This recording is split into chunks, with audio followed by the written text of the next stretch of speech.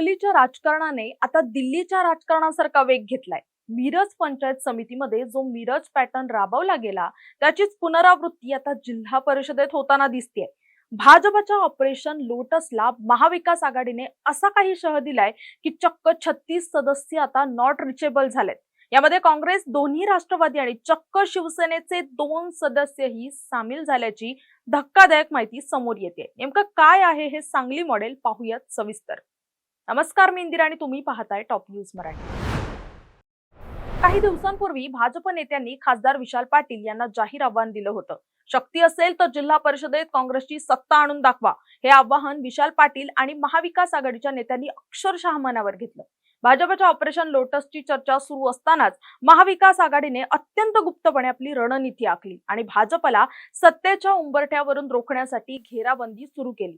कोणतीही दगाबाजी होऊ नये आणि फोडाफोडीच्या राजकारणापासून वाचण्यासाठी महाविकास आघाडीतील दोन्ही राष्ट्रवादी काँग्रेस आणि काँग्रेसचे एकूण 36 सदस्य अज्ञात स्थळी रवाना झाले।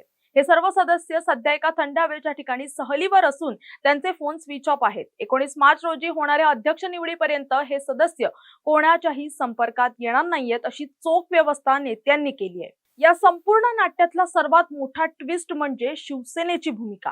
विशेषतः आटपाडी तालुक्यातील शिंदे गटाचे 2 सदस्य महाविकास आघाडीच्या गोटात सामील झाल्याची चर्चा आहे। शिवसेनेने अद्याप आपली अधिकृत भूमिका जाहीर केली नसली तरी हे 2 सदस्य महाविकास आघाडी सोबत अज्ञात स्थळी गेल्यामुळे भाजपच्या गोटात खळबळ माजली आहे। जर हे 2 सदस्य महाविकास आघाडीला साथ देणार असतील तर भाजपचं जिल्हा परिषदेवर सत्ता आणण्याचं स्वप्न धुळीस मिळू शकतं।